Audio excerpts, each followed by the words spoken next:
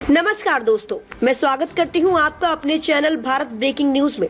मैं हूं संदीप कुमार, न नेता के रूप में न पूर्व मंत्री के रूप में, बल्कि एक पीड़ित मां का बेटा बनकर आज आपसे ये बात करने आया हूं। जगह है हिसार, हरियाणा। जुलाई 2025, 12 क्वार्टर एरिया। एक 16 साल का मासूम बच्चा गणेश अपना जन्मदिन मना रहा था। घर में बूम बॉक्स बज रहा था। परिवार के चेहरे पर मुस्कान थी, भाई बहन झूम रहे थे, माँ की आंखों में चमक थी। लेकिन किसे पता था कि उसी दिन गणेश का जन्मदिन उसका आखिरी दिन साबित होगा। पुलिस आई, शराब में धुत, कानून के रक्षक बने हैवान। छत पर चढ़े बच्चों को बेरहमी से मारा। गणेश की वही मौके पर ही मौत हो गई और फिर उसका शव तीसरी मंजिल से नीचे फेंक दिया गया। एक और बच्चा जिंदगी और मौत के बीच जूझ रहा है और घर की महिलाओं के साथ जो कुछ किया गया उसे शब्दों में बयान नहीं किया जा सकता। अब सीधा सवाल, कहाँ हैं वो लोग जो देवीदास को संपूर्ण DSC का नेता और योद्धा कहते थे? कहाँ है वो मंत्री जो सिर्फ कुर्सी से बंधे पिंजरे में कैद होकर रह गए? क्या उनका डर उन्हें रोक रहा है या फिर समाज के लिए उनके भीतर कोई संवेदना ही नहीं बची? कहाँ है वो भगवाधारी नेता जो मंचों पर चिल्ला चिल्ला कर दलित स्वाभिमान की बात करते हैं? और अब सबसे गहरे सवाल, क्या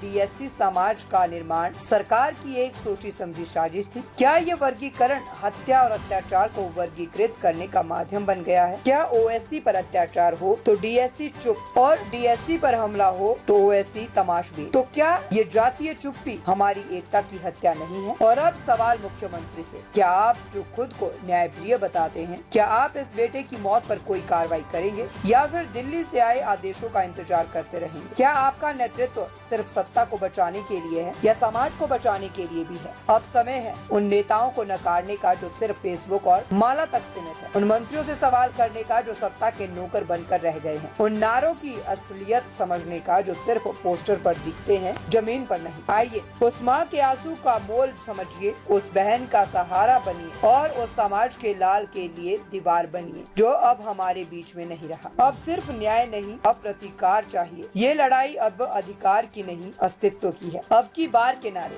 अब की बार बेरहम सरकार नहीं, समाज की पुकार चाहिए। अब की बार आंसू नहीं, जवाब चाहिए। अब की बार बंटवारा नहीं, बराबरी चाहिए। अब की बार तमाशबीन नेता नहीं, जिम्मेदार नेतृत्व चाहिए। अब की बार जात नहीं, न्याय चाहिए और अब की बार सत्ता नहीं, सच का साथ चाहिए। मैं संदीप कुमार, पूर्व मंत्री नहीं, एक माँ का बेटा बनकर आज ये सवाल पूछ रहा हूँ, क्या आप साथ हैं? साइलेंस, फिर एक आवाज, गणेश अब नहीं बोल सकता, पर क्या हम भी चुप रहेंगे? कैसी लगी हमारी ये न्यूज हमें कमेंट करके जरूर बताएं। लाइक करें, सब्सक्राइब करें और अपने दोस्तों के साथ शेयर करें।